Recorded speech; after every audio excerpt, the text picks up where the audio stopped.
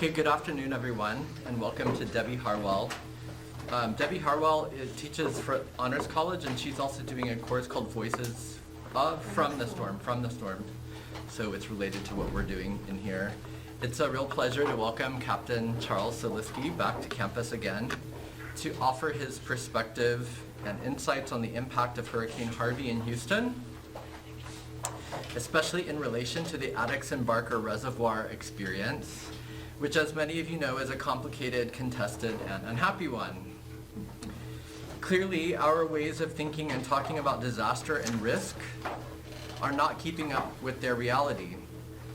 There was, in fact, a considerable amount of remarkably accurate forecasting as well as news coverage before Harvey predicting, a big, major, epic storm was going to hit any time and that Houston was not ready. Which suggests that we are partly dealing with a failure to comprehend, not just a failure to forecast, right? Building capacity to conceptualize and communicate risk models is one of the many challenges ahead we face at all levels, from the city to the planet and at all levels in between.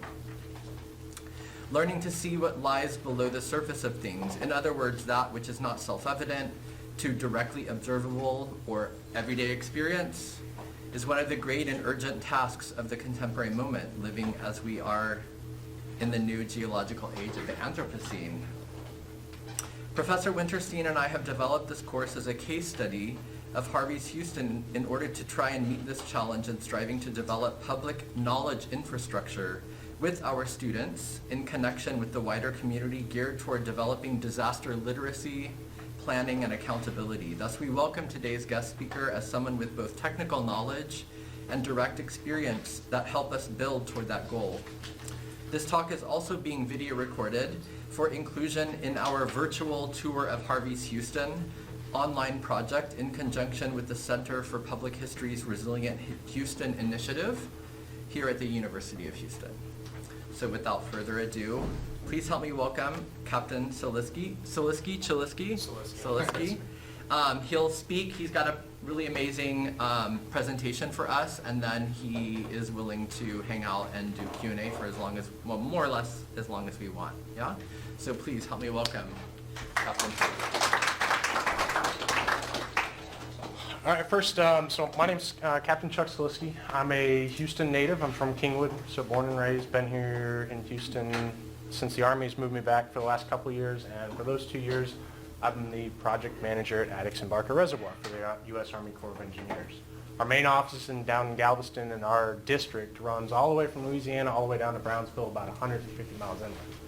Now, the Corps across the country works on water resource projects, and in this case, Addicks and Barker, what we have is a FRM, so Flood Risk Management Project. It used to be called flood control. Nature's kind of shown us that we do a pretty poor job of controlling floods. Therefore, now we work on risk management. This presentation here, what this is, I've updated it a lot, but this is what we give to members of the public, congressional delegations, City of Houston folks within the Corps, really anyone who will listen, because Addicks and Barker are kind of an oddity. When I came back to this job, I came back and the colonel said, hey, you're going to go work at Addicks and Barker. And I was like, great. That's where I grew up playing soccer. I have no idea what it is. What does it do? And unfortunately, until about September of 2017, when Harvey hit, the majority of Houstonians, I don't think, had a really good idea of what it did either. So we'll go in and start talking about things. So first, just kind of go over some maps and things like that. You do have an Army officer in here. I love maps.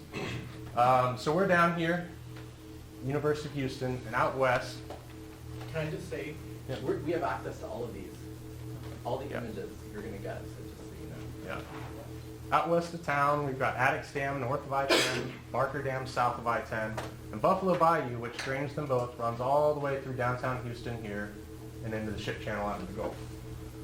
What's also leveled on here is the Piney Point gauge. So when when you talk about running dams, you talk about discharges. So for us, when we say 2,000 cubic feet of water a second, passing the Piney Point gauge, this is where we're actually measuring the flow on Buffalo Bayou and how we're regulating the flow so we don't flood folks on either side of it in a normal situation. For reference, we run it normally at 2,000. At 4300, we start getting water into homes along either side of Buffalo Bayou. And in between 610 and downtown, Buffalo Bayou is very narrow, so there's not a lot of room. And we'll talk about why there are homes there as we go. First, more technical stuff here. So Addicks and Barker watershed Addicks and Barker Dam both have their own watersheds. So what that is, about 260 square total miles here, but if a drop of water falls anywhere within this green outline, that water must pass through Addicks Dam. The same thing goes for Barker watershed. Any drop of water that falls in there goes into the Barker watershed. From there, it goes through the gates at the dam and then downstream into the Buffalo Bayou watershed, where it joins all the rain that does fall down there. Now, we'll go into it in a couple other slides. The biggest challenge facing the reservoirs today is the rapid hardening of these watersheds. In 1948, this was all farmland. Today in 2019, that's right here, that is rapidly being converted into homes, commercial places, highways, schools, you name it. So concrete doesn't absorb water as much as soil. So why do we exist? 1929 and 1935 to be short. Two massive flooding events within Houston's history. You had second-story water in downtown Houston at the time, and the debris that flowed downstream in those floods shut down the Houston Ship Channel for approximately 6 months. Now if we come back and we look at when these were built, that's a big to-do because these were built during World War II, and they were there and built because we wanted to protect the Houston Ship Channel because it was such a vital asset to the war effort in both Europe and the Pacific. All the refining capacity was necessary for the ships, planes, tanks, all of that stuff for the wars that were currently going on. Also in 1935 is the start of the Harris County Flood Control District. I'll talk about them. They were stood up when we, as the organization to ask for the Corps of Engineers for help in building a project that would help flooding in the city of Houston. So some engineers got into a room, I'm sure they drank a lot of coffee, and came up with this great 1940s Buffalo Bayou and Tributaries plan. I can tell you this plan, with the benefit of hindsight, is a pretty fantastic plan. It would have been great if we built it all. First, we'll talk about some stuff that wasn't built. So on the north side of town, the Brick House Gully, Bypass Channel, the White Oak Reservoir, and the North Canal were never built. We didn't have the money to do it post-war. Up here, in the northwest side of Addicks, we've got the Cypress Creek Levee. And so when we talk about watersheds, I gave you that fact that we're still good. If a drop of water falls there, it's going to go through that point. Well, I'm going to give you the exception now. We are so flat here in Houston, Texas, that if you get a lot of rain, water will actually flow from this watershed and flow into Addicks Reservoir. I won't see any beeping over here.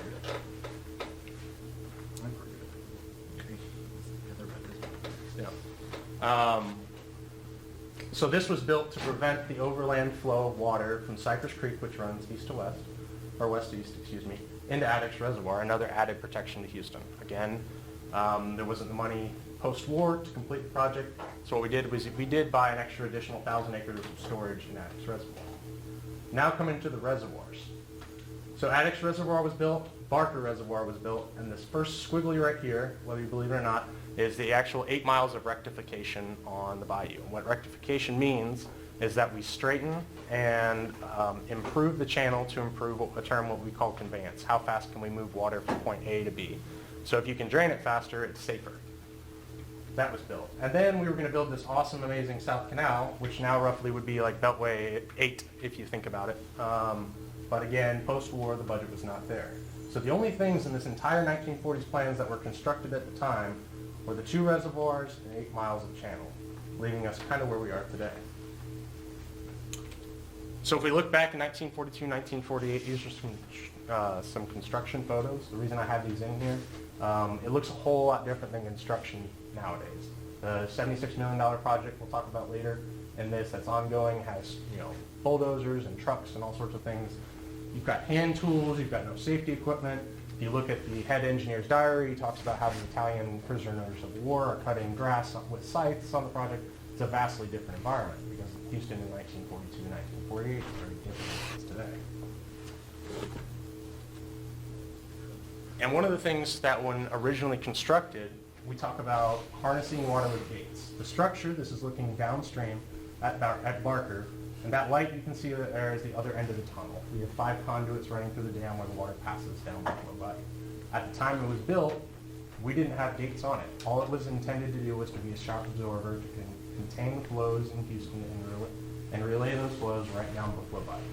1945, this is an uncontrolled release of approximately 7,300 cubic feet a second of water passing downstream. Now, if you remember that other number of 4,300 I told you earlier, in today's world, this definitely floods every single house along with the banks of Buffalo Bayou as it goes through Houston. But when there's not development there in 1945, that's a safe release. When they took out the funding for the South Canal, the Corps of Engineers needed to figure out a new plan. We needed to find a safe way to get water through Houston. There was funding in the 1960s and a bill to widen and straighten, rectify Buffalo Bayou all the way through Houston. That's also about the same time that the environmental movement started gaining steam within Houston, and a very famous conservationist within Houston, Terry Hershey, worked with, at the time, I believe, Congressman George H.W. Bush. They pulled the funding from the bill, and the Corps never rectified it, allowing Buffalo Bayou to stay in its natural state. And I say natural somewhat because I do regulate the flows on it, but it still has trees all the way down to the bottom. It still has, inside of Beltway, it still has the sinuosity, the curvature in it, and it still functions somewhat like a natural bayou. What that meant, though, is now we needed to protect the folks along the bayou, and what we did was we installed gates. So we slowly started installing gates on both structures at Addicks and Barker, so we could control the flow down there. So in the event of a 5-inch, 6-inch rain where you have flooding, we can shut the gates and prevent flooding downstream because we're there to protect downtown Houston. Now what's changed in Houston here? You can see the yellow one all the way on the right, or on the left, excuse me. Houston in 1950, Houston in 1992, and Houston in 2016. Houston has changed dramatically over the last 60 and 70 years.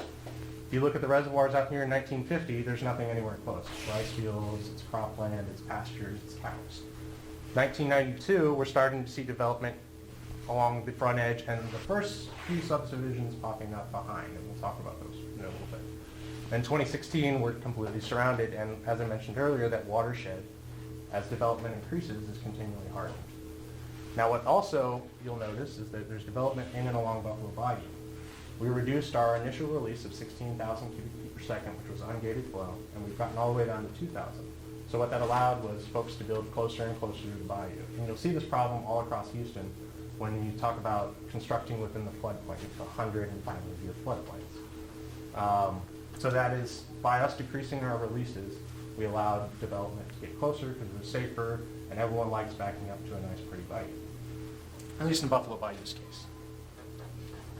So over time, if we look at project modifications from the 1940s original plan, we deleted the South Canal, we deleted the Cypress Creek levee, and we gated the structures. Downstream, we saw increased development, people building closer and closer to the bayou. We decreased the releases so they could. Upstream, we see increased development, which is a rapid hardening of the watershed, which increases runoff, and that runoff gets to us much faster. So in the last 25 years, we've seen more frequent pools, faster rising pools, larger pools, and longer lasting pools. And when I say pool, every time we shut the gates and impound the water behind the gates and don't let it flow and prevent it from flowing downstream, that's what we would call a pool. So those are some pretty large changes to a flood risk management project in the nation's 4th largest city. So how do we actually work? You can see the watersheds again in the top left here. But what we do, and this is available to the public, and I'm sure if you were here in Harvey and worried about how much rain was falling, we extensively use the rain gauge network that Harris County Flood Control does provide. It's a great network. It's one of the best in the country. They do a really nice job on it. And with that, our mission is to reduce the risk of flooding downstream and in the Houston Ship Channel. And I'm saying that particularly because when we start talking about the upstream communities here that are built within the probable maximum flood of the reservoir, that's a big to-do. Our decisions are just not protecting downstream. Yes? I just have a really quick question about the flood gauge system. How often do those malfunction? Out of curiosity, I mean, I would think a lot of companies are still many. During Harvey, more than not during Harvey. So Harvey was just a challenge of whether or not they were actually flooded themselves because the water was so high everywhere. Right. But generally, not too poorly.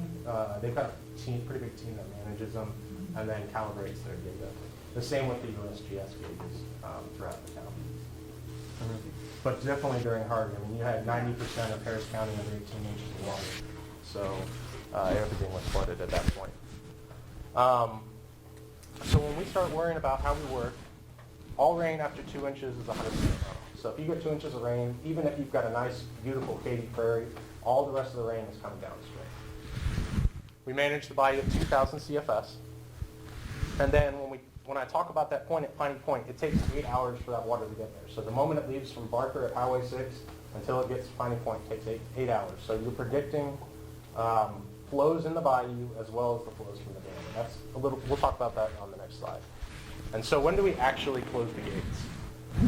So when the threat of flooding is imminent, or some good rule of thumbs that we use are 2 inches of rain upstream of the dam or 1 inch of rain downstream in the Buffalo Bayou watershed. Just that watershed. There's 22 different watersheds in Houston, so if it rains a whole heck of a lot over here by Lake Houston, we really don't care. But if it does rain an inch in here, we start worrying about it because we don't want to flood those boats down there. So what does this look like? And I'm an engineer by trade, so I'm going to go a little engineer heavy here, and I apologize. This is back about a year ago. So February 21st of 2018, we had a 2.5 inch rainfall, followed by a little bit of rain here pittering out to the 23rd. This is a rainfall gauge, one of the Harris County ones. And this is a USGS, so United States Geological Survey. We do most of the data gathering for the government. This is a flow gauge at Piney Point. So we'll first start with the 2.4 inches of rain. If we look at Buffalo Bayou, it's roughly running about 200 cubic feet per second. The rain hits, and the flow jumps all the way up here to near 2,000. That's with us having the gates shut. We shut the gates at night because we worry about being able to get out on the structure at night. You have to actually go out there, press a button, turn a key to operate it. That initial rainfall falls off, and then you see the flow come right back up as we open the dam. So we're letting water out safely downstream. Well, about 5 days later, on February 25th, we've got the threat of more rain. And so we're concerned because we can allow 2,000 CFS in the bayou of not only just our water, but whatever rainfall actually occurs. Remember, we don't want to get anywhere close to that 4,300 unless we have to. In this case, we shut the dam down and the flow drops, and we allow for that rain to hit, and we keep it nice and steady right there, well under 2,000 CFS. After the rain passes, here past the 26th, we've got a great stretch of weather. We cranked up the dam and safely flowed out that water, and it took about another 2.5 weeks for us to totally empty out that dam. So rain that hit on February 21st took us all the way to March 9th to get it out. And that's what that is. It's indicative of when you've got a constrained system, so a narrow channel all the way through a very populated area. It's very difficult to keep that water in the banks and in the bayou. And we'll come back to that during the Harvey portion of this, because that obviously is a different topic than a 2-inch rain. Oops, went the wrong way, sorry. So before we get there, we talked about risk mitigation on our project. Behind me, as we call, like in the government, we love our acronyms. So this is the Dam Safety Action Classification. What does that actually mean? It means that we rate our dams 1 through 5, 1 being the most risky, 5 being the perfect dam, amazing, awesome, great.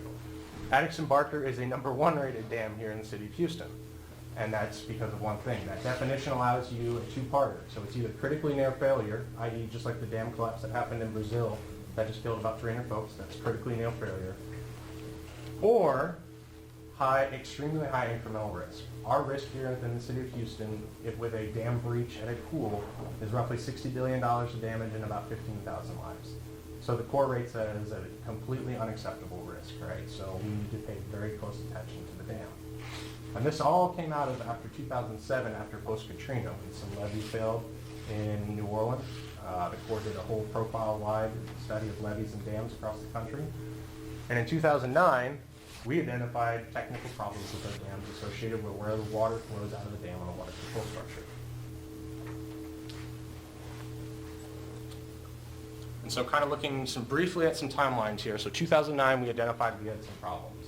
In 2010, some what we would call interim risk reduction measures. We love acronyms, ERMs. We put some Band-Aids on the dam so that we can ensure that it's here to protect us. Because starting in 2015, we began a massive construction project, about $76 million, to replace the water control structures. You can see some of the construction here, but replacing that on both dams. Obviously, Houston weather's been finicky at best over the last 5 years. We had the Memorial Day floods of 2015. In our case, the April 2016 tax day floods, and then everyone is aware of what Harvey was in 2017. So some pretty monumental events that have occurred. So what we actually were concerned about was on the left, you see at the bottom some blue spots, and what we did was we took ground penetrating radar and we looked below the conduits and we found a bunch of voids. Now if you remember back in 1942 when the guys were out there with shovels digging and working, their understanding of soil mechanics and sand lenses and all these other good civil engineering things wasn't quite as good as what it is today. Also, and this is another really good engineering term, we have really crappy soils in Houston. Really crappy soils, so it's tough to build on. So we identified that we have problems in there. So what we did was we pumped in cementitious grout, filled the voids. We worked on some other filter cloth items, and then we also started studying our auxiliary spillways on both dams. So these are some pictures there. You can see them working. The black cloth in the middle is the granular cloth to hold soil in place so it doesn't move. We did some work on the spillway. The guys on the top left are armoring the plate on the spillway with a parabolic chute, and then we did some gate work as well. And that all led to this $76 million project. This was the initial slide. I always like to keep it up because I remember when it was $71 million and we didn't have 2 floods on it. But it's a pretty broad project to replace the water control structures. And what that is, you can see there behind me, is we have the existing water control structure on the existing channel, and we're building a huge cofferdam, an earthen box around the area where we're going to put the new structure. You cut a hole in the dam, you build a new structure, and you fill it back up, and then you remove your old structure. Basically like you change a tire on a car that's worn out. After 70 years, the existing structures have done their job, it's time to replace them. And we're expecting to start working off the new structures in 2019. This was actually started before Harvey, so when we get to the discussion of what we're doing after Harvey, this has nothing to do with Harvey. This is something that was going on post-Katrina. It just takes a long time for any large civil works construction. Some more construction pictures here. You can see the new conduits going into the dam. And then this would be the entire large copper dam that I just talked about in Barker, where you have a hole in the normal dam and then this protects it so that when you're doing construction, the dam can still provide that level of water retention for the city of Houston. All right, so before we get into Harvey, the last 2 slides we're going to talk about are the flood maps behind the dam. So we've got a few different colors in there. Most flood control projects in the United States are built to a 100-year storm or a 1% event. And what that means, in a given year, you have a 1% chance of having X amount of rain to meet that storm. And I'm going to come back and talk about how what I just said there is even changing to this day based off of what we now know on some new data based off Harvey, 2016 floods, and the 2015 floods, because the Weather Service and NOAA are updating. But within Addicks Reservoir, we can contain entirely the 100-year storm within the black line, which is government property. Because we bought that extra 1,000 acres when we didn't build the Cypress Creek levee back in 1940, we can actually hold most of the 500-year flood in Addicks Reservoir as well, which is pretty good. Problem is when you have a storm like Hurricane Harvey and you go in this specific watershed and you look at a 1,300 or 1,400-year storm. So a significant amount of water. And the pink, which is in neighborhoods, schools, businesses, churches, all, and in this case an airport, obviously extends off government property. And then you can see in the red, the PMF, what we would call the probable maximum flood. The largest flood that this structure is designed to withstand goes all the way even further out towards Katy. This is a pretty big, scary slide, especially if you're a homeowner living behind Addicks or Barker. anyone's familiar with flood insurance, realtors in the city of Houston have to disclose if you're within the 100-year floodplain. If you're outside the 100-year floodplain, it's incumbent upon the home buyer to assume the risk and do the research and determine it. There is nothing on any of these homes and or plots, with the exception of USGS topographical maps, that says that they live within an area that can be flooded by a reservoir. If you don't know what the reservoir does, which, you know, for 29 years, Alvaro's place I go over 11 to play soccer, it's a pretty drastic change when you start hearing about reports of 30 inches of rain and models showing water coming all the way out to this pink line.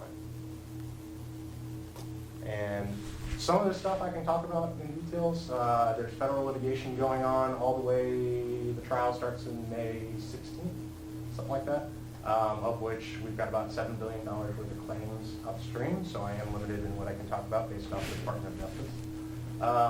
But what it boils down to is a Fifth Amendment case, what we would call a taking by the United States government. The plaintiffs allege that the United States government took their property by storing stormwater in their homes, businesses, etc. So that's kind of the lay of the land upstream. And does anyone have any questions here before we move on to the map? Because I do like answering them on, well, I have the map up. Yeah. Does this include the possibility of other areas nearby flooding, or is this assuming equal rainfall? This is assuming that this is just isolating what the reservoir can store at this point, and then the dam extends all the way out here, and this is what stores behind it. So a good example is during Harvey, because of our dam and the way it works, we're so flat out here, our dam just runs in natural ground, we don't tie into a mountain or anything. Water actually flowed around the northeast side of the dam. However, what that water was, it was a sheet flow from approximately Tanner Road somewhere up to about here. So it's not necessarily water that's in the dam at that point, it's just water flowing around it because there's so much water everywhere during Harvey. Does that kind of answer your question? Yeah. Okay. Yes. I was wondering about, if you could say a little more about the soils. You mentioned that they're not good, and so from my limited knowledge, it has to do with clay, right? But Yep, so you're looking for, we have Beaumont clay here, and it has good elastic properties, but you also have, and we've got a pit right here that we dug out to work on a dam. And if you look in there, you'll be in a nice section of clay that's great for civil construction, and you're digging it out, and all of a sudden, you've got, 15 feet high of what we would sugar sand, which provides no structural value. It has a great ability to flow water right through it. So if you look back in the 1940s, they've got some of the soil testing means to do it. But rather than looking at targeted excavation sites on certain soil profiles, the way they built the dam was they actually dug a hole all the way around the edge of the dam and just piled it up and compacted it. So while they did some soil testing, they really didn't do a lot of soil testing. That and then over the last 70 years, the compaction rates and things that we're looking to achieve in a urban structure are fascinating, just for our standard. Yep. Yes? The new structure that you guys were building, where on that map were you building? Right here. So that's where the existing one is, and 400 yards away, the new one. Wait, so you said it, but just to clarify, so you're Yep. saying that developers, if someone's buying property, they're only obligated to inform that it's in a floodplain if it's within what's designated a 100-year floodplain? Yes. If not, then they're not obligated. They're not So it required by alters law. on these categories. Yeah, and so so that's how it used to be. There is, in April of 2018, Houston proposed a whole new litany of development on, now you have to build above the 500-year floodplain, 2 feet higher, no net fill and things like that. So I don't know if that's updated, but prior to. Yeah, and then pre-Harvey. Yeah, pre-Harvey, if you're a real estate agent and I'm outside of the 100 and I'm looking at that house, I don't have to tell you what floodplain it is. If it's within the 100, I do, because by law, then you're mandated to buy flood insurance with the National Flood Insurance Program. Because I've read some news reportage that claims that real estate developers don't have to inform anyone. So developers are different than real estate agents. Okay, so wait, car stuff. Yeah, so a RE/MAX agent that's reselling a home, they have to disclose it. The developer is not actually selling the homes. Your builders are going to be doing that on that side of the house. I'm kind of splitting hairs there, Yeah, but there is a difference. Mhm. So the developers are not lawfully obligated. Correct. They have to meet, what's it called? They have to meet detention requirements and stormwater management requirements set by Harris County Flood Control. That's their responsibility. And there are special considerations on building within the 100 on those. And that is all vastly changed in April of last year. I've also heard they're not upholding the new regulations they found. I am well outside of my area.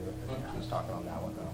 Just to distinguish, there's like the rules, then there's whether people follow and enforce the rules.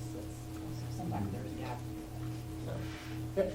You mentioned that there are schools and like commercial buildings and things like that in that Mhm. area of like pink and red. Mhm. How old are those? Like, are they? So the first, developments? so the first development started in 1978-ish, plus or minus, with Bear Creek Village right here. This is our oldest reservoir. It's also our first to flood neighborhood that we would call it in Addicks. They're the lowest, and they've got serious internal drainage problems because the neighborhood wasn't built exactly correct in the first right. And they're also precariously close to Langham Creek and Horsepen Creek that flow into the reservoirs. And if you get a whole heck of a lot of rain in the watershed, because that watershed all the way out here is starting to be developed, that stormwater that's coming in, they're very prone to flooding just from inflows, not even the reservoir backing up. They flooded 4 years in a row, culminating in Harvey, and only one of those was actually the reservoir. So they are in a precarious spot. Yep. Is the red section the maximum flood that the dam is prepared for, or is it like the maximum that you are certain that it won't fail? So there is a meteorological term, I'm going to butcher it a little bit, but it's maximum precipitation. Based off of the weather conditions in Houston, this is the maximum amount of water that physically can fall from the sky. We actually got pretty close to it during Harvey, which is pretty phenomenal. But in our case, we've got a model storm of Tropical Storm Claudette, which was at the time the most intense rainfall Houston had ever seen. Alvin was like 48 inches in in a crazy amount of time, like 24 hours or something like that, south of town. So that's what the dam is modeled off of in this case. And what that means is that you've got spillways on either side of the dam, and they're about a mile long. And that's designed to have 2 feet of water flowing over those spillways, because if you look at an earthen structure and if water overtops the main embankment, your structure is going to fail. So when we look at that red line, that's the maximum that this structure can physically hold behind it before water is just flowing all the way around. You can't do anything about it. Does that answer your question? All right. So we'll go to the next one here. This is Barker Reservoir. You can see the yellow is entirely contained within the government property, again, built to the 100-year standard. Green, we're starting to come off, and the pink's a different year this time, but it does show you what a 3,000-year storm would look like. Barker was roughly around an 800-year storm during Hurricane Harvey, just based off the characteristics. So you did have a flood line. And then you can see the maximum again. Same construction, it's got spillways on either end, and the outlet is right here at Buffalo Bayou and Highway 6. So just looking at it, I-10 on top Yep. of this map? I-10, yeah. So Addicks is up here and Barker's to the south. Yep. So this is Yes, sir. On the south side. I'm gonna turn off the sound on my computer. Do you have sound on your video or anything? No, I do not. Okay, we'll just turn it off. Yep. Speaker mute. Cool. All right, so getting to her. Is that the recording speaker? I don't think so. Not mine. I assumed that that was the speaker. We're getting to Hurricane Harvey now, so August 24 to 29, 2017. Obviously, for us at the reservoirs, it lasts well in September. Is everyone here actually during Hurricane Harvey? Okay, lots of nods. Not you. You're lucky. Good. So pretty massive storm. If you look at it from a weather standpoint, it's a fascinating storm. You've got this huge Category 4 wind thing going on down at Rockport and Corpus Christi doing traditional devastating hurricane damage.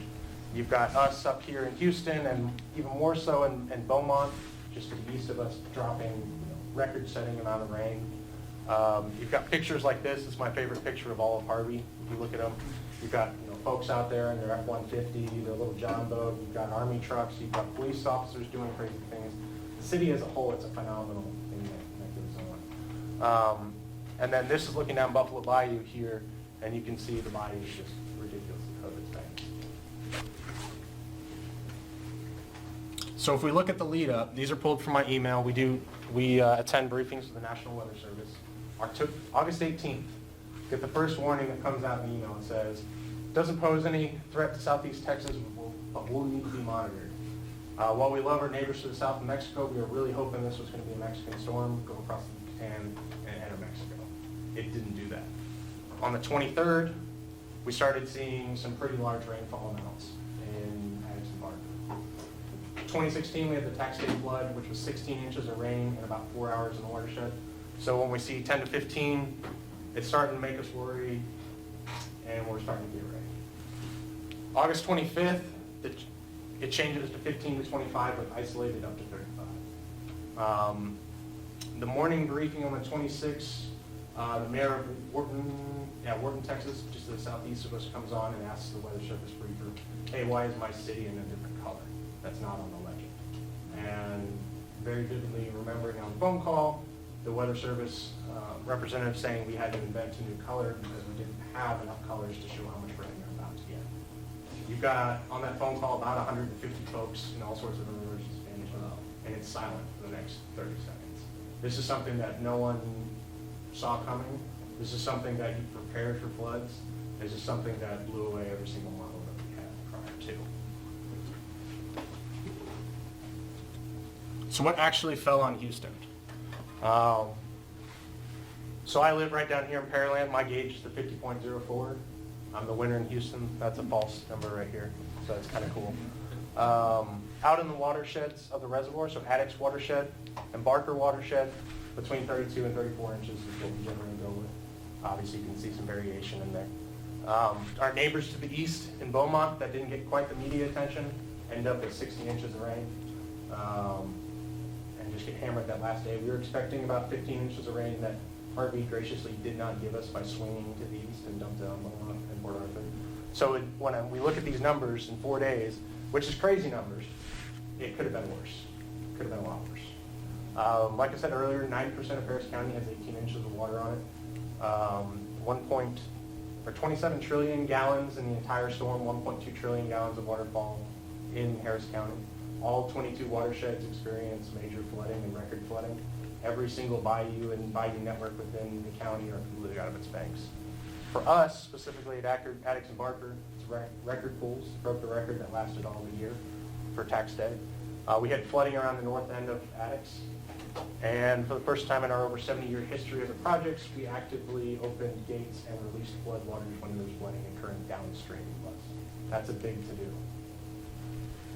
And if we sum this all up and we look at our annual average rainfall in this entire city of Houston, which is 49.77 inches annually, we got about a year's worth of rain in 5 days, where you put it. So going back to Addicks and Barker, and the reason I have this here is I'm going to highlight a few points on timing of rainfalls and amount of rainfalls. Working on the left, these are the top 10 pools at Addicks and Barker. Specifically your Addicks, we look at the dates. We can see in August, and April, a March, a November, an October, a May, and a November. So what does that tell us? Is that there's not a rainy season in Houston. It's all over the calendar. Because of our coastal proximity, we're very prone to having high rainfall intensity events. We've got warm Gulf moisture, meaning the cold air masses that come down. By the August date, we're prone to tropical events. So we've got a lot of rainfall here. The other thing to note in here is with the exception of this 1968, all 20 of these dates at both reservoirs are all within the past 25 years. So what does that tell us about the reservoirs? Lots of stuff has changed in the last 25 years. And what that can be directly correlated to is the increased development upstream, that rapid hardening of the watershed. Remember, we're seeing more frequent pools, faster rising pools, longer lasting pools, and larger pools. there's less absorption going on in the Cape Prairie. That water's coming downstream to Houston. Moving over in the chart, we look at capacity in acre feet. So that's how we measure the amount of water that we store. So that's 1 acre of water, 1 foot deep. Our previous pool record in 1992, we had 65,000 acre feet. That stood for about 24 years. In tax day, with 16-inch rain, we doubled that to 122,000 acre feet. That's a huge change. And then Harvey came along, and we just about doubled that thing again at 217,000 acre feet. Barker, you can see we 66,000 here to an 85,000, but then a double to 170,000. What you'll also notice on the Addicks one is 100% pool of capacity and 100% of government land. There was nowhere else to put water. It was completely full. Barker, there's a little bit of water. Barker didn't get quite as much rain that actually went into it. So it did have a little bit more room. Now, caveat being is 100% of government-owned land versus 100% of rural. So obviously that 19% of the difference is not on government property. It is in the homes, schools, communities that we talked about. The pink section. The pink section and the red section. So what does this actually look like? This is our looking upstream at our water control structure. On the right, this is what it would look like today. We're relatively empty. This is what it looks like at Harvey. It's roughly 30 feet deep. We put a platform underwater, we cut power to it, and we operate it manually. In 2 days, on August 26th to August 28th, we fill up the reservoirs entirely. That water is flowing in at roughly 105,000 cubic feet per second into the projects. And then at the height of our releases during the storm, we're releasing 13,000 cubic feet per second. So it's a math problem that just doesn't work. Well, I talked about that 1.2 trillion gallons that fall in Harris County, 149 billion of it was actually captured and retained within the reservoir.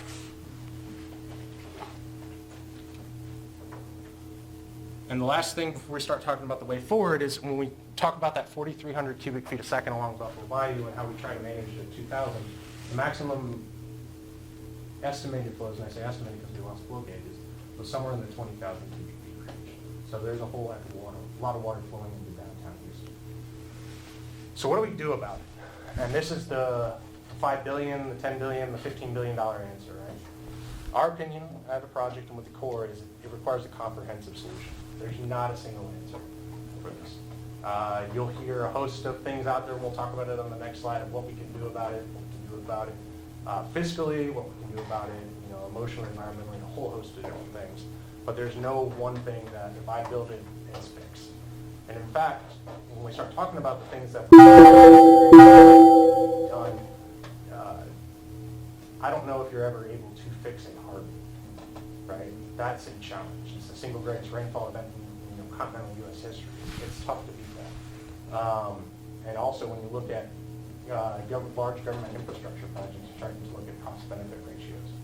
How much, what's the risk of this happening? What's the likelihood of this happening versus how many, billions or millions of dollars of taxpayer money when we know that there's lots of government programs that do need money. So it's a challenge. So what's going on first is trying to understand some of the breadth of the changes within Houston. People don't like hearing the Corps studying things. They want things built yesterday. But unfortunately, we do have to study them. What that allows us to do in a project development process with the Corps of Engineers is you have to study it and have an approved solution on the books before you can actually build it. Unfortunately, we've been asking for money for studies for about 3 years before the storm. In this case, this week we built up the grease, and we received money for the studies from Congress post-storm, which is a good thing. But it's unfortunate that it did take that long. Two main ones going on are the Buffalo Bayou Resiliency Study.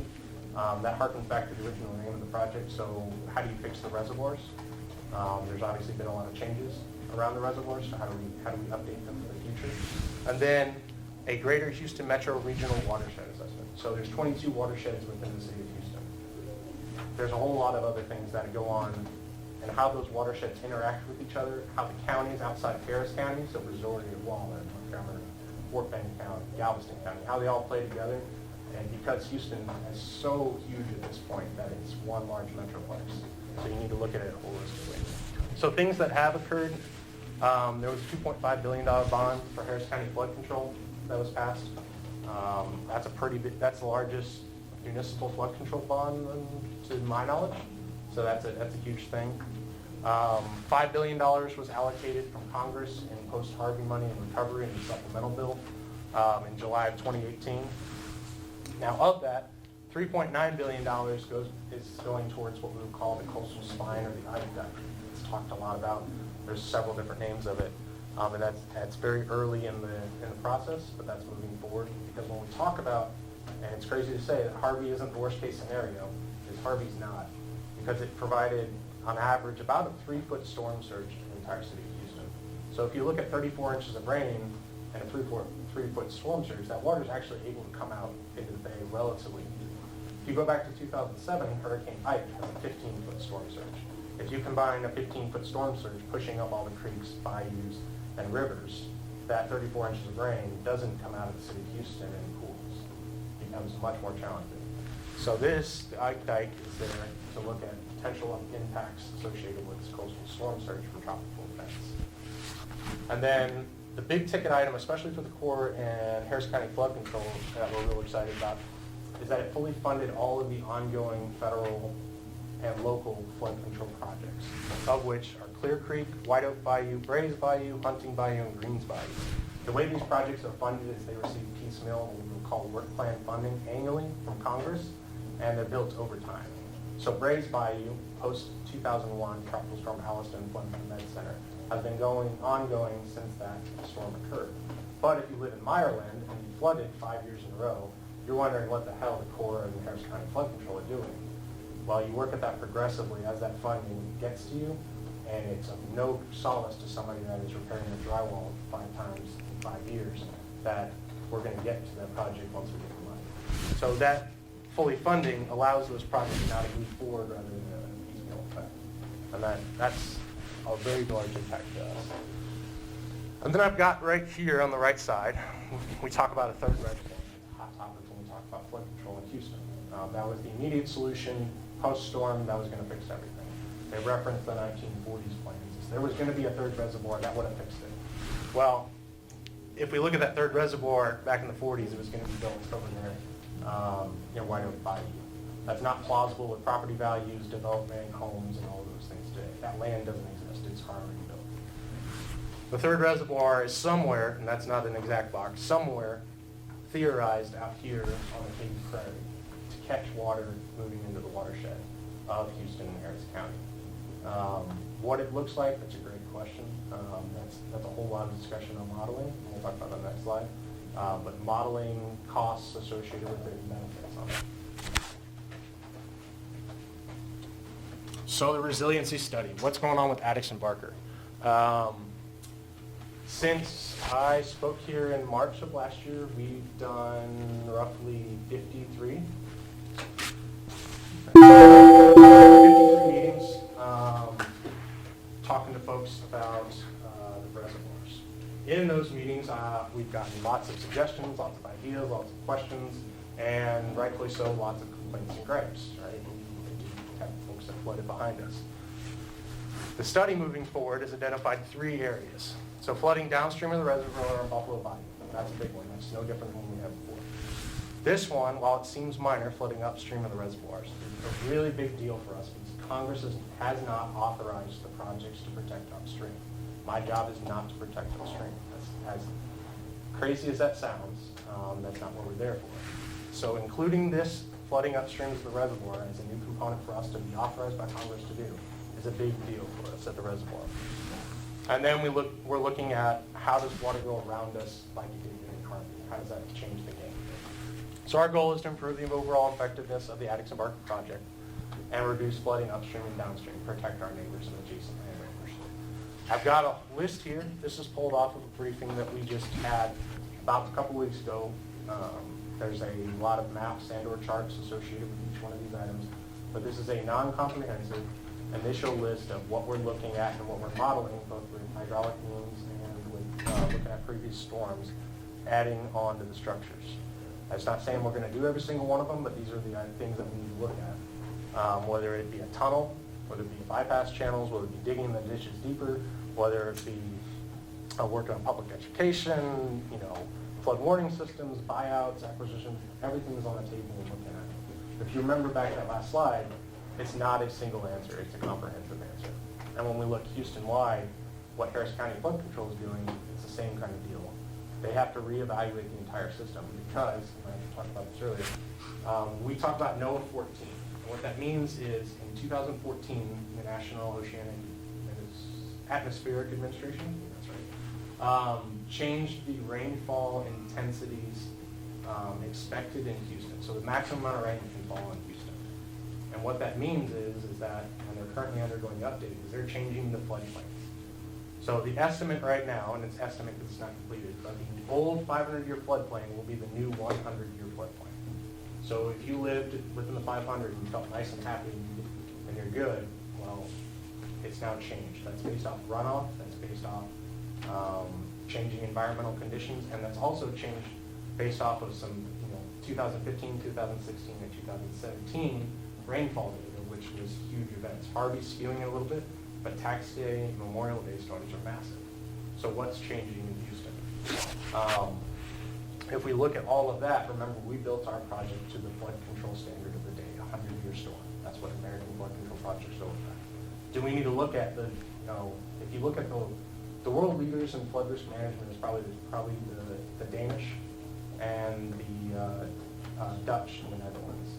They build their systems to about 10,000 storms. That's a very, very, very different project than what we see in the United States. Now, they also pay dearly for it. So it's also, when we talk about local, state, and federal politicians, where's their appetite for spending that money on infrastructure projects versus other programs? Anyone have any questions on this slide? So what you just said about that NOAA, Noah? does that imply that some part of the government acknowledges climate change? So I am outside of my realm speaking. I don't know where they come up with the data. I do know that the three big rains in 15, 16, 17 drastically changed the data set because it changes what you think is possible. And if you look at, especially Harvey, a 30-inch storm, and that year's rainfall total, it changes entirely. Again, it also takes into account runoff models. So if you have increased runoff with increased urban development, you're going to change how much water actually enters the storm drains and the bayous and the drainage network in Houston. As for climate change, it's tough to look at you've got flow data within the channels for roughly about 50 years. It's tough to make a decision on climate change based off of 50 years of data. That's a real short snippet in human history, Earth history. I would say that the biggest, you've got a change in how the water profiles within the area, but I think just for looking at flow data, it's tough on 50 years to say climate change perfectly. Yep. I work for Memorial Park Conservancy. Yes. And I know that they're doing dredging and the bayou, right? Mm-hmm. So are there still plans to concrete the bayou or add some kind of non-porous? Improve conveyance along the bayou. Yeah. So you've got at Memorial Park, and this is Harris County Flood Control. This isn't Corps of Engineers. So they've got what's called the Memorial Demonstration Project, where they're doing a project and including what we would call natural stream design, incorporation of root systems, trees, greenery, as well as components of civil engineered components to rectify, so again, straighten and or allow the flow of water to increase. So that's a demonstration project. Whether or not that's the solution all up and down Buffalo Bayou, it's going to kind of harken back to the models that are going to be pumped out of this study to determine if, and I think absolutely the means of conveyance, improving that through Houston is an absolutely viable structure. Now, whether or not that's publicly supported based off of the interest in the bayou, that's up for more debate. And obviously, you've got folks on one side that says, tear down everything, I want to build detention ditches and concrete line it to get that water out, and other folks that really appreciate the bayou. There's not a lot of green spaces in Houston, so there are some value, so there's a lot of value associated with that. So I know the bayou, as time passes, it kind of translates over. So by concrete, does it stay in place for a certain amount of time, or does it still continue to work around that? Yeah, so the bayou, if you look at the bayou aerially, you'll see little kind of semicircular lakes off the side of the bayou about, a quarter mile off on either side. What those are called are oxbow lakes. So over time, if you've got a big bend, water wants to take the path of least resistance and it cuts off that lake, and that lake eventually goes into its own thing. But if you look from an aerial shot, you can actually see those extend about half a mile on either side of Buffalo Bayou. And if you look at a large river like the Mississippi or the Trinity or the San Jacinto, it's even more exaggerated. In the case down, if we do a demonstration project or if you concrete line or channelize, yeah, the idea is that that bayou stops moving at that point. Now, if you look down there, a lot of the adjacent landowners to the bayou have already hardened their banks, whether it be concrete beams or other types of sheet metal and things like that, to prevent the bayou from moving because they like their backyards or they like their pools and things like that. So how much the bayou actually moves in this day and age with an urbanized environment, probably not a whole ton, but if you do, that type of project is definitely going to encapsulate it further. Any questions on this slide? All right. So we'll go to the last thing here, and we always talk about this. What are we doing that's not flooding? So like 2011, where there was droughts all across Houston and Texas, we didn't have a drop of water in us. We do have lots of soccer fields, things like that. Grant Foote is in the back there. He's one of my park rangers out there. We've got 3 park rangers that do environmental stewardship missions. We've got some endangered species that we monitor and work on. And then we've got all the parks with adjacent landowners and counties and cities. If you look at Houston, there's 2 big green spots left in the urban sprawl, and we've got lands. We like to use it if we can. We're not flooding. All right, so with that, that concludes what I'm talking about today. What questions y'all have? Yep. So in Bear Creek Park, there's Yep. like a little zoo. So my question is, what do you do with the animals when it floods? So what do we do with the animals when it floods? So Harvey, there was enough warning, they got all the animals out. Okay. The challenge is on a storm like tax day in 2016, where it came in at about 3 in the morning and everyone's in the beds. And they evacuated most of the animals by boat. They did lose a few. And to which I've got a park ranger that was chasing down emus in the floodwaters at the time. So, what other questions? Yeah. So the original 1940s plan called for like more than what was ended up being built. Yep. As Houston like grew and developed, was there any like specific reason why none of these were like added into like development processes? Was it just budgetary? So that's, us at the project, we'd love to go back about 50 years and knock our counterparts in the head. A lot of it is budgetary. So if you look at the biggest thing that probably would have helped the project would have been the South Canal that ran all the way around the city of Houston and dumped out in Galveston Bay. That became non-feasible cost-wise post-war. We did have a post-war boom in Houston, and the price of land and real estate just went up exponentially. Also, if you remember back in the original construction, we did have a little bit of free labor associated with POWs living out in Rosenberg at the time. So those would be your counter factors. So that's why, and we look at the 1960s, the Corps also looked at and kind of put all its chips into the rectify Buffalo Bayou down through Houston. That didn't pass. As they say, hindsight's 20/20. But those are the big moments. Obviously, the construction on the back side of the reservoir, Houston has little to no zoning laws, and especially Harris County, something that the county's proud of as well. Obviously, we probably, as a whole community, should have looked a little bit better at what was being built in an area labeled can be inundated by the Corps of Engineers. To include the Corps in that, by the way. To piggyback on that though, so what are you saying though with your response? If the city is booming post-World War II, why would that not be a reason to fortify the infrastructure for a growing, expanding city? Or are you suggesting that the increasing land value is made it too expensive to invest in? I wouldn't say it'd be too expensive to invest in. I would say that the proposed South Canal to acquire it became too burdensome. And then I also think that we can sit here in 2018 and say, man, it would have been smart. I don't think anyone would have imagined in 1940 what Houston is today. Just the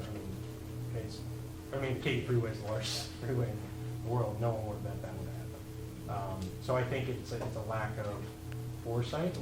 And so, one of the challenges when you started to look at what we go forward, and we had, for example, we were meeting on Tuesday of last week with Harris County Flood Control, one of their projects, and the discussion is, well, we want to build this to a certain standard, a 100-year standard, but we want to build that 100-year standard based off of the entire watershed being developed, which currently isn't developed. So how do you go in there and you need to model the entire watershed? I don't think that was even contemplated back in 1940, 1960, 1980 on what it actually would have looked like at the time. If we were building the reservoirs, what we know now today, I think it would look drastically different. Sure. How far do you guys consider whenever you make plans, I guess, like, do risk assessment stuff? Like, how far down do you look? Do you look all the way to Galveston? Do you look to, like, the end of Harris County? So it depends what if we're talking about Buffalo Bayou, as an example, it depends on your watershed and where that water's going. So when we look at the dams, the biggest thing we're looking at is downtown Houston, upstream residents now, and the city of Houston, where that water is actually going to want to flow physically. If we're looking at the system as a whole, then we need to look at, and that's when we kind of delve into the regional watershed assessment, which hasn't been done inclusively to include all the other counties with the development prior. So the building is set.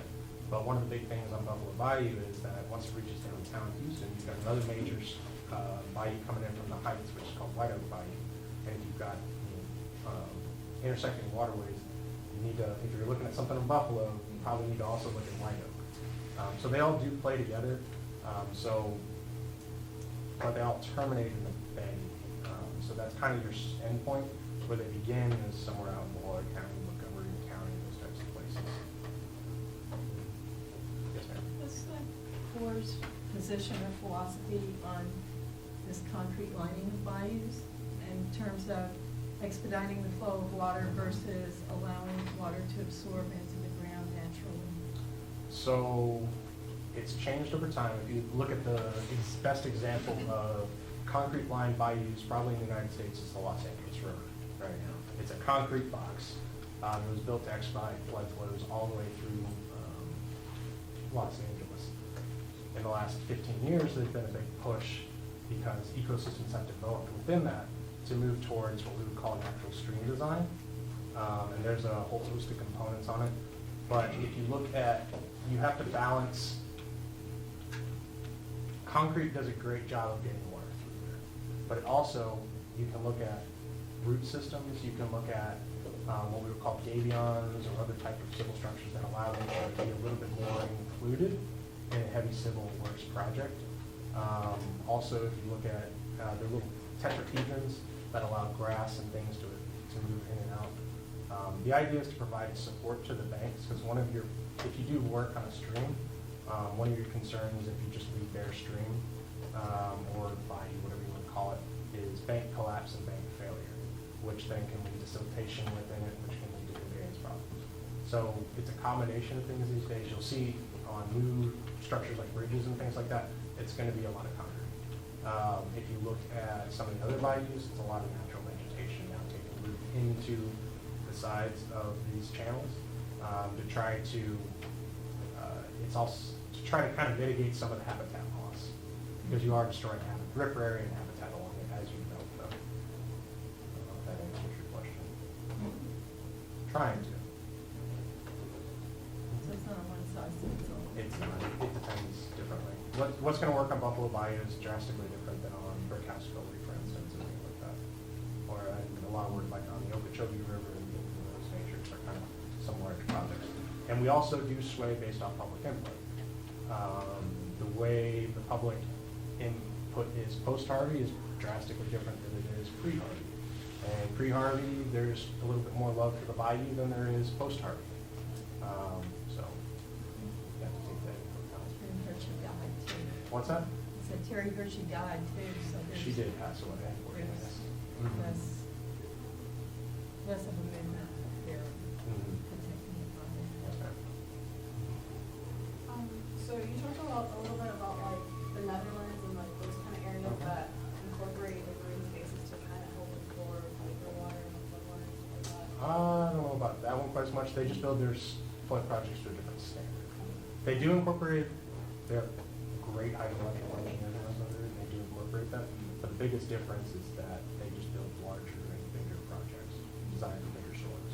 So there's like places like in China, which they call like Sponge City, Mhm. which is where they've incorporated like little pocket parks and like different small patches of green areas that help like absorb the environment because it's so dense and so urban.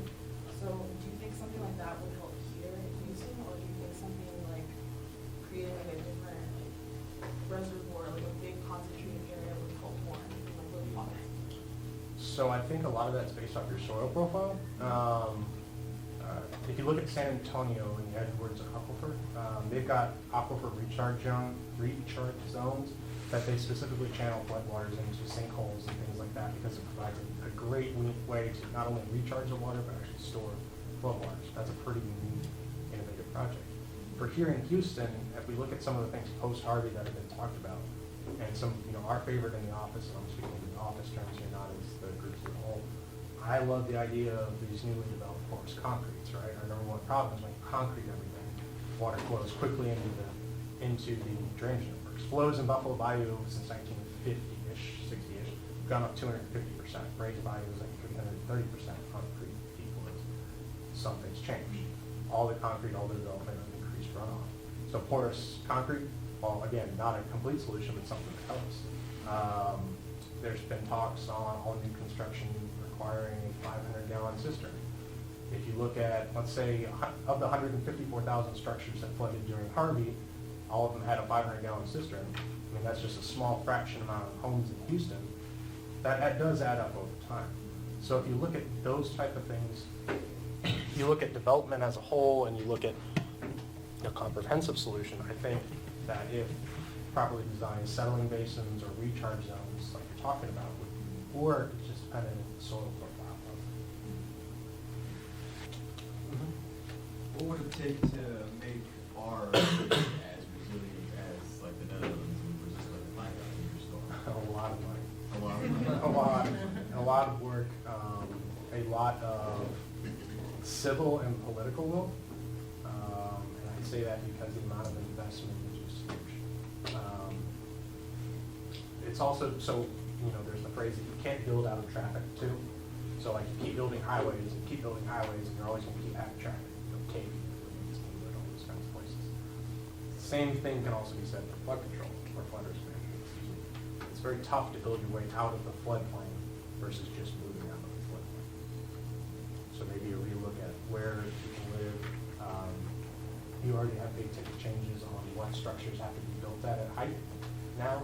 Moving to the 500 plus 2 feet with no net fill. City of Houston, that's a pretty massive step. So Houston's going to look different in the next 20 years associated with it. Well, in that 20 years span, what do you think, what kind of storm can we handle by that? Extra 50 years, extra 100 years? So I said at the beginning, I don't think that what we do is going to ever prevent damage from occurring during Harvey. Harvey is so dramatic and so intense and such a large event and a historic event that it's tough to build to protect against that. What I think if you're looking realistically at flood work within Houston, you're looking more on the December 8th storm that we had a month or two ago, where we had a 5-inch rain and still had localized flooding. You're looking at pulling those communities that, instead of having a 100-year flood protection on their bayous and things like that, only have 2 and 5-year protection. Not as holistically. That's, you're targeting your most vulnerable areas first. For us at the reservoir, I think our biggest challenge and our biggest way to move forward is that we have a 1940 solution to a 2019 problem. We've got more money than we'll probably ever have because we got money from Congress that graciously gave it to us, so now we need to effectively employ it to get the best bang for our buck on the projects. As the gentleman who worked before me at the reservoir and still works there today, has worked there for 37 years, he likes to say, how big do you want it and how much do you want it to cost? And that's what it's really come down to. Obviously, at like 85-ish%, citizens of Harris County voted yes for the bond proposal. But that's a $10 billion bond proposal with our current physical climate, that will be a discussion. So it's a whole host of things. The third reservoir that is potentially gonna be built, had that been here during Harvey, do you think that would have made a difference for the people by Addicks and Barker reservoirs? It's tough to speculate on that one because I don't know what we would build it at and where exactly we put it. I would say it probably wouldn't have hurt. Whether or not it would have alleviated all the problems is a whole different other question. So water was flowing that way. So water backed up to the reservoir, water sheet flowed from the Cypress Creek water shed north of there. Water was out of every single bayou and creek into neighborhoods in the entire watershed of the whole. It was no different than anyone else in Houston. So yes, it would have definitely helped, but to what degree is going to be dependent on the design and location of it. So, yes, ma'am. When you look at the region, are you looking at, for the future, are you all looking at potential rising sea levels? So on the coastal barrier, absolutely. That's a very large component. You're looking at rising sea levels. So the coastal barrier runs from Freeport to High Island, roughly 60 miles.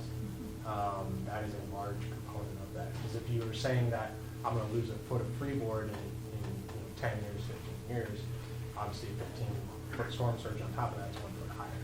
So that's absolutely being taken into consideration. Yep. I was wondering, this is kind of out of your wheelhouse, but I thought you might have some idea about it or where to find out.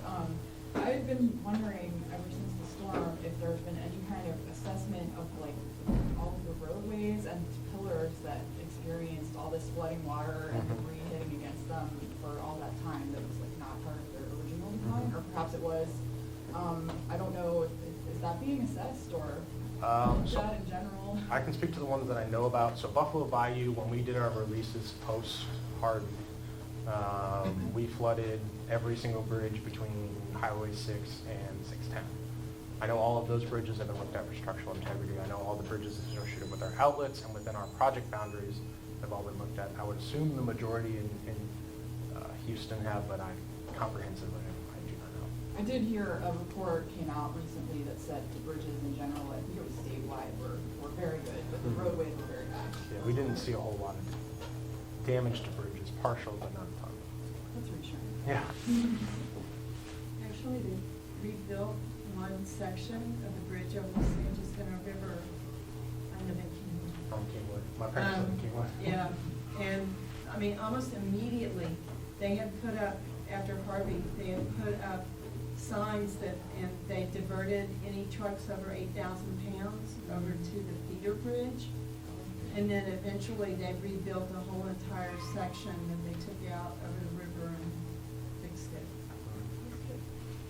The water was really strong there. If you saw the pictures on the news, all the concrete barriers from the HOV lane, the water had just pushed them out of the way. It was pretty remarkable. Any other questions? You mentioned that they're resizing the estimates for 1 year, 500 year, and other floods. Yes. Under that new classification, do you know where Harvey would fit underneath that? Is that So I barely know that since they haven't released it, the only really good information I've got is the intensities have changed based off NOAA 14, and that the estimate that's going to happen is the old 500 is now the new 100. Past that, I don't have much clarity on it. Yep. Which obviously changed the flood insurance program drastically in the city of Houston. So. Any other questions? I've got a few. Yep. So you were the guy who opened the gates and let the water out, so what would have happened if you didn't? So I operated Addicks Dam during the height of the storm. I had one of my other park rangers operated Barker. Lived on the dam for about 5 days. With the structures, and this is kind of where I'm teetering on what I can and can't discuss. I apologize for that. What we did was conducted, and you can look at this in open source media and all that kind of good stuff, surcharge releases. The rate of rise inside the reservoir, because that 100,000, 13,000 cubic feet per second math problem I talked about earlier, that rate of rise in the reservoir comes up so fast that the protocol in the water control manual is to start doing surcharge releases, releasing downstream to reduce the strain on the earthing structure, to protect its integrity in the event of a potential breach during the storm. So during the height of the storm, what we do out of our office is we've got folks that live at the structure, are monitoring that structure because it's our highest stress point. It's the point where you have the highest potential for failure. They're monitoring the earthen embankment, the concrete structure, the works. We also have crews driving around the dam 24 hours a day looking for other signs of piping or seepage, water flowing through the dam, or potential breach, i.e. the structure collapsing and all that stuff. With the releases and with the water that flowed around the north end of the dam, you are vastly concerned about the integrity of the structure. When we talked, $60 billion and 15,000 is a whole lot that dam's responsible for. In this case, it provides zero level of comfort to anyone that was flooded downstream of the structure. The dam actually came out and performed very, very well, performed as designed, and we did see minimal damage to the structure on a whole, if that makes sense. So, not a comforting structure if you live in a home. So the releases is what backed the water up into like those pink and red areas? No, so the releases are downstream, so that's in, I'm gonna go back a couple maps here. So it relieved it? Yes, so it did relieve it. So if you live upstream of the dam, you love the fact that we did releases during the storm. If you live downstream of the dam, you hate the fact that we did releases during the storm. That said, downstream prior to releases, there was estimated flows over 20,000 cubic feet per second. So Harvey had already been flooding downstream as well. So if you live out here, anything that we release here or goes around the north end helps you. If you live here, everything that we can retain in here helps you. So when we move forward and we look at solutions, it's a very, it's almost a give and take type deal, but you have to find the solution that is a net positive for both sides, because now, with construction, I can't do anything to harm these folks anymore, which is good, but I also can't harm these folks here too. So what day did you make the releases? Do you remember, like, it was in September or August, or you can't say? Well, I can say it, I have to remember. We didn't sleep for like a week or two. So it all kind of runs together. It was, I think, Monday night-ish. It was like August 29th or 30th. Again, my memories, I can look back and look at graphs and things like that, but the entire event is a blur on that. So, yep. You said that this was the first time you guys made a release when it was flooding downstream? Yes. I'm wondering if that's part of like your SOB or if that's like an order that comes down. So the surcharge releases are written into the water control manual. This is what you do when this happens. And so the idea is that you have that manual already pre-planned and mathematically worked out, so that when you're in the height of the event and you've got folks and trucks that can't get anywhere, but waiting, all the chaos that happens in an emergency management event, you're following dictated protocol, so you're not making mistakes on the structure. So that's already pre-planned. Yeah, I was gonna ask, can you say something about law, federal law, and the relationship with kind of jurisdictions? Because I know that factored into the decision, right? To some degree, I can speak about it in generality. So if we look at the releases and we look at evacuation, which I think is where you're going towards, the federal government, the Corps of Engineers, does not issue local mandatory, voluntary, whatever the case may be, evacuation orders. That's the responsibility of the local government. In this case, the city of Houston, Fort Bend County, Harris County. With the federal relationship we have what's called an Addicks and Barker Emergency Coordination Team. Basically, it's a group of folks that have been around for the last 15 years, emergency management offices, Corps of Engineers, National Weather Service, TxDOT, a whole host of folks.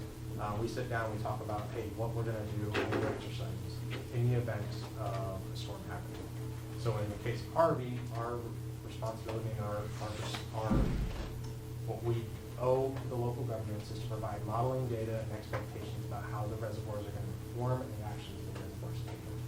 So in this case, telling them that, hey, we're going to have surcharge releases, or this is what our model shows is happening to the storm based off the rainfall on the ground and the rainfall forecasted.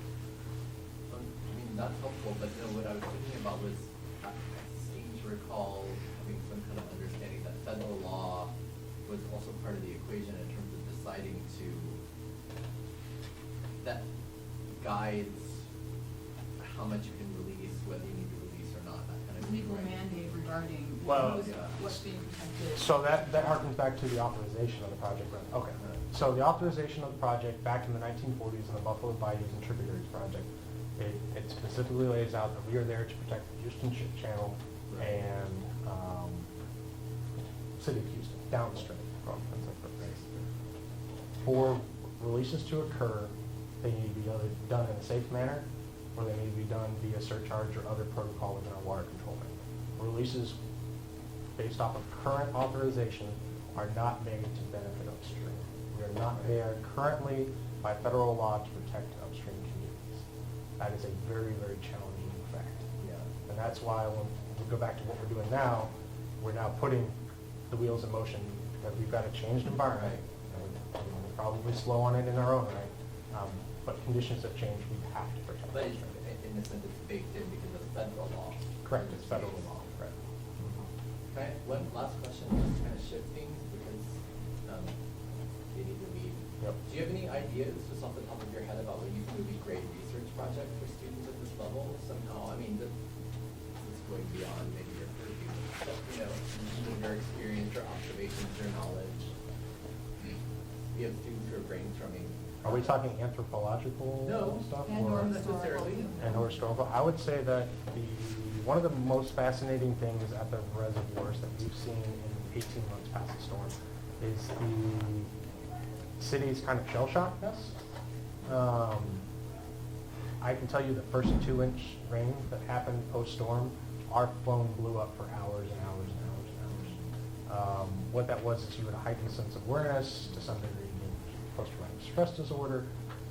You changed the collective thinking of the entire city that waited on bated breath for whatever Jeff Lindner was going to tell us was going to happen next throughout the night of the storm. So I would say that's probably the most interesting thing that we've seen post-storm. And then I think if you look at, and I'll teeter on the verge of this, but what are the conditions that led to the problem that happened behind Addicks and Bark? I think that's pretty interesting. What led to development and associated development within floodplains in Houston? It's a fascinating story of development, lack of zoning, lack of respect for nature, improper modeling, changing conditions, a whole host of things. Or just tell me how we're going to fix it all. That'd be great. Great thing. Thank you so much. I really appreciate it. Absolutely.